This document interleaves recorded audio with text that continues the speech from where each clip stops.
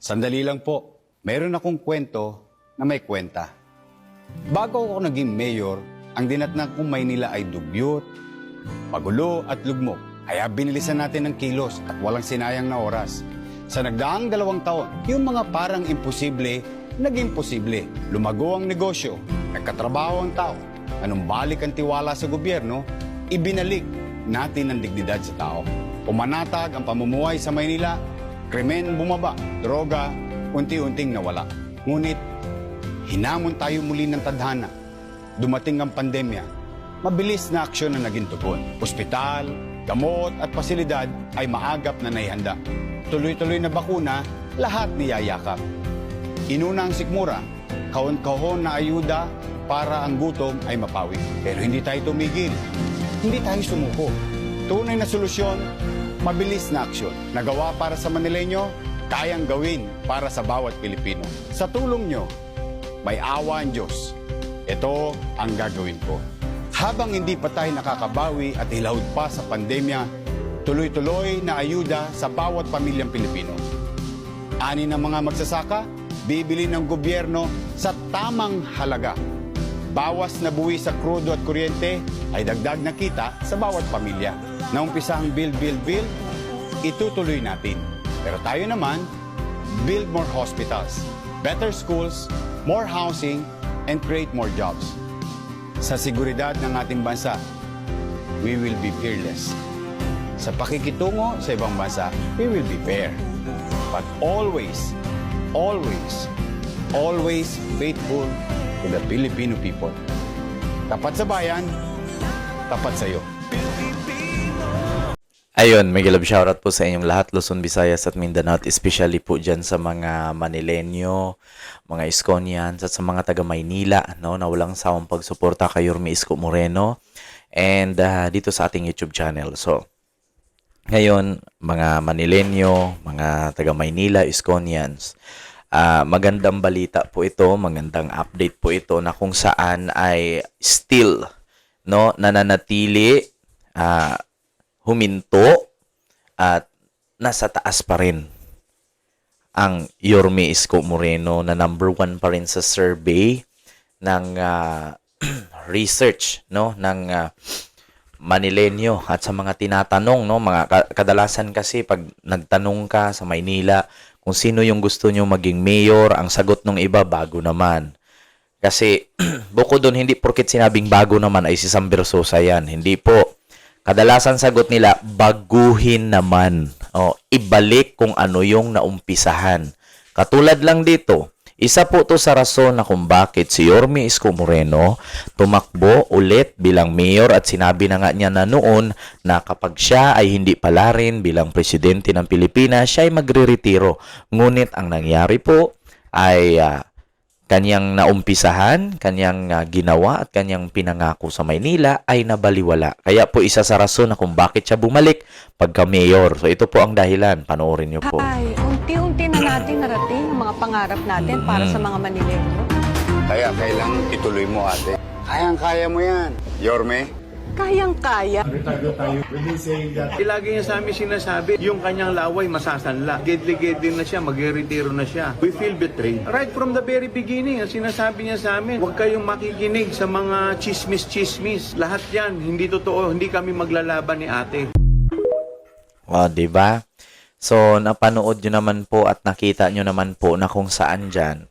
Sabi nga ni Congressman Chowa at ni Mayor Hani Lacuna na pinagtaksilan daw sila, I feel betrayed or betrayed daw, no? Pinagtaksilan daw sila ni Yorme kasi ang sabi nga ni Yorme ay hindi na daw ito papasok pagka politiko sa Maynila at bibitawan na daw niya ang Maynila. Ang problema lang kasi dyan, kung pinatuloy nyo lang, umpisa naman dyan sa video ang sabi, ate, ipagpatuloy mo, kaya mo yan. So, may tanong ko lang ngayon mga Manileño, no? Kahit hindi ka Iskonians, kahit supporter ka ni Hani or kahit napilitan ka lang sumuporta kasi ayaw mong matanggal sa trabaho, may naipagpatuloy ba? Ito simple lang.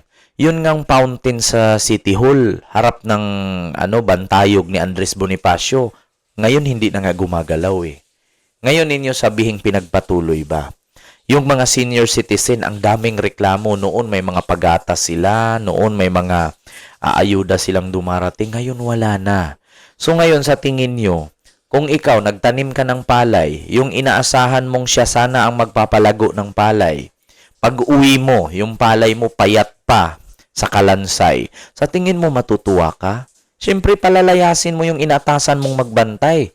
Instead na pabantayin mo siya doon at pinabayaan lang din naman niya, paalisin mo na, ikaw na lang magbantay. 'Di ba? O simple lang. Ngayon, nakita nyo po sa survey na kung bakit si Yorme Isko Moreno pa rin ang pinipili ng taga Maynila. Alam nyo kung bakit?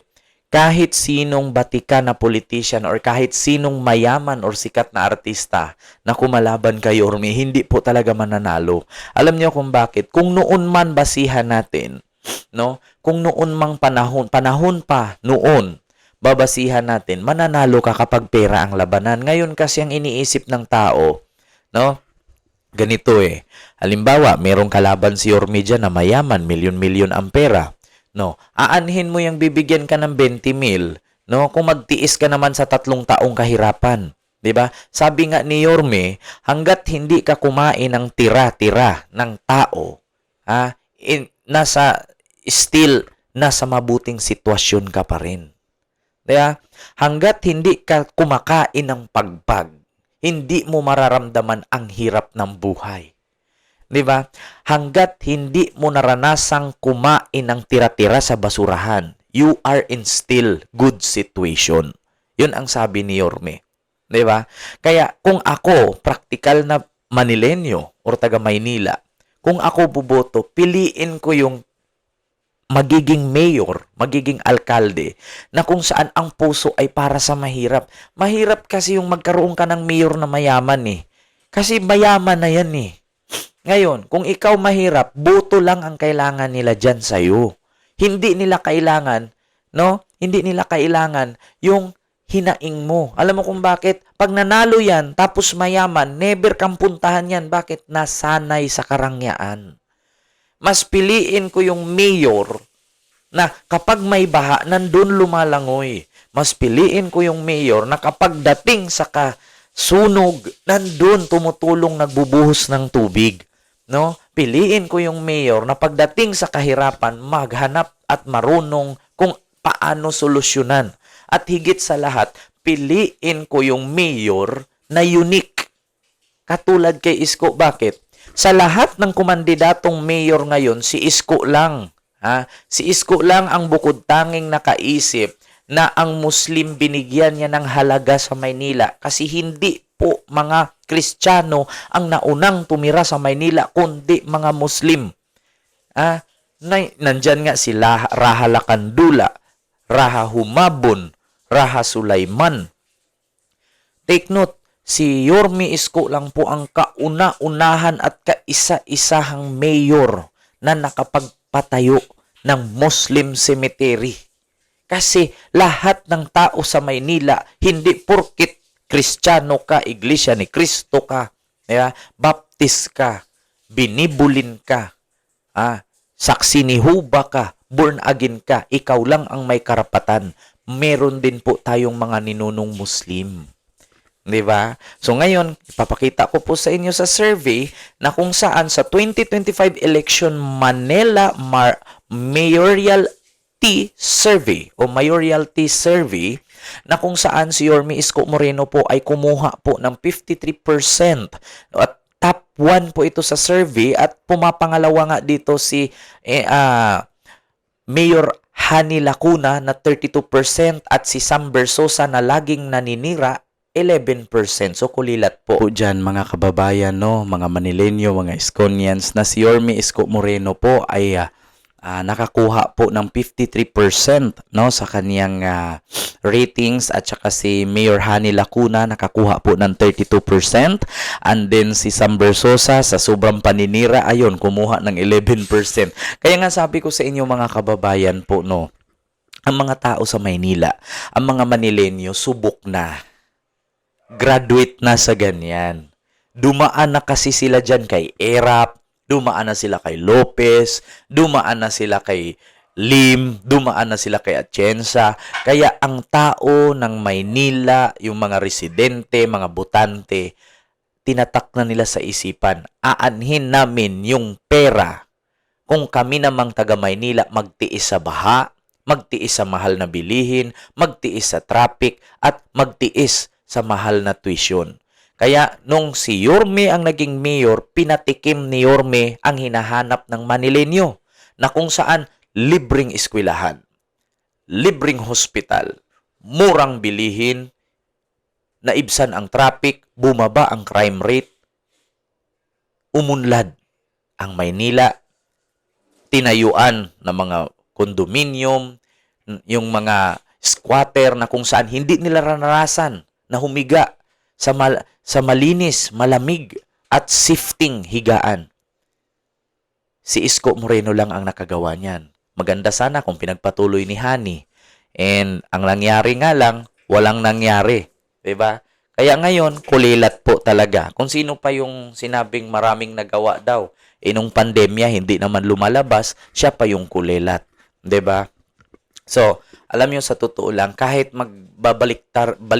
baliktarin nyo man, no? Ang Maynila, si Isko Moreno pa rin ang hinahanap ng tao. Bakit? Si Isko may napatunayan, may resibo, mabilis kumilos, sa isang sabi lang, resolba agad. Si Hani, yan dito nga nasasabi na mahirap talaga kapag mamuno babae. Bakit? Mabagal.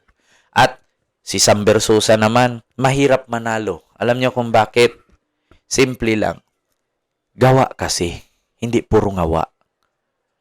Kaya, sa totoo lang, sorry, mananalo ka kung pera ang basihan. Si marami kang pera. Pero kung pagdating sa serbisyo, hindi magdadalawang isip ang tao sa'yo.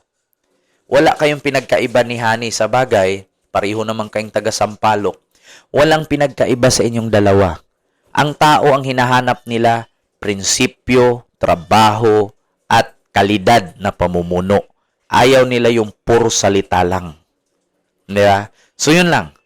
Maraming salamat sa 2025 election Manila Mayoralty Survey. Nanguna po si Yorme Isko Moreno na mayroong 53%, 32% naman. Pangalawa si Hani, pangatlo si Sam Versosa, 11%, and undecided 4%. At klarong-klaro po mga kababayan na si Sam Versosa nangungulilat po. So yun lang. Maraming salamat. Ang layo po ng agwat.